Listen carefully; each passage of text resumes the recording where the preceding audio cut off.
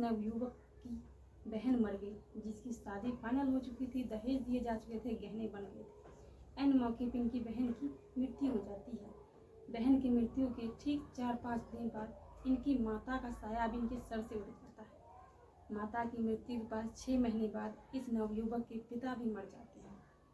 और भगवान को इतना सब कुछ करने के बाद भी संतुष्टि नहीं होते हैं, तो भगवान इस नवयुवक को एक इतना बड़ा तोहफा देते हैं, जिस तोहफा को सुनकर आप लोगों के पैरों के नीचे से जमीन खिसक जाएगी। नमस्कार, मैं हूँ काजल कुमारी और आपका स्वागत है मेरे चैनल काजल कुमारी मेहता ब्लॉग्स में। दरअसल इस खिलखिलाती हुई चेहरे की वीडियो जो आप लोग देख रहे हैं, जिसके पिक्चर आप लोग देख पा रहे हैं, ये 21 साल के नवयुवक की है, जो पढ़ाई लिखाई के साथ काम बिजनेस संभालने के साथ अपने माता पिता और छोटी बहन के साथ एक ही घर में रहते थे। एक दिन किस्मत का पासा पलटा। सबसे पहले इनकी बहन मर गई, उसके बाद उसकी माता मर गई, उसके बाद उसके पिता मर गए। कुछ दिनों बाद जब सारी कहानियों की समाप्ति होती है, सिर्फ और सिर्फ एक ही इंसान बचता है उस घर में, जो है ये खिलखिलाती हुई चेहरा नवयुवक। दरअसल ये लड़का जब कॉलेज से घर की ओर वापस लौट रहा था, तो इसके सर में अचानक से दर्द था और वहीं पे उस सर पे गिर गया। आसपास के लोगों ने देखा, इसे उठाया और सरकारी हॉस्पिटल में एडमिट कराया। सरकारी हॉस्पिटल के डॉक्टर इनके होश आने का इंतजार कर रहे थे। जब ये लड़का होश में आया तो डॉक्टर ने कहा कि आप किसी बड़े डॉक्टर से जाके दिखाइए। जब ये नवयुवक उस सरकारी हॉस्पिटल के डॉक्टर के मुंह से सुनता है कि मुझे ये लोग बाहर जाने के लिए बोले, जाने किसी बड़े डॉक्टर के पास, ऐसा मुझे क्या हो गया। नवयुवक उस डॉक्टर से बार बार पूछता है, बार बार हाथ जोड़ के विनती करता है, प्लीज़ मुझे बता दीजिए मुझे क्या हो। पर डॉक्टर ये कहकर टाल देता है कि हमें इसकी जाँच की पूरी रिपोर्ट नहीं मिल सकती है, क्योंकि यहाँ पे वो मशीन अवेलेबल नहीं है। लड़का वहाँ से वापस घर आता है, फिर कुछ जमा पूंजी जो होती है उसे लेता है और शहर के बड़े डॉक्टर के पास जाता है अपनी चेकअप कराने के लिए। जब चेकअप करा के कुछ दिन बाद रिपोर्ट वापस आती है, लड़का रिपोर्ट आए डॉक्टर पास जाता है। डॉक्टर पूछते हैं कि आप अपने घर परिवार फैमिली को किसी को साथ में क्यों नहीं लाए।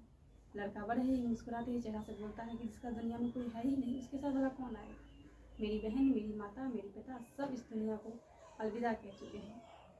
डॉक्टर ये सुनकर हैरत में रहते हैं कि इतनी सी कम उम्र में इस लड़की को इतनी बड़ी बात कैसे बताई जाए।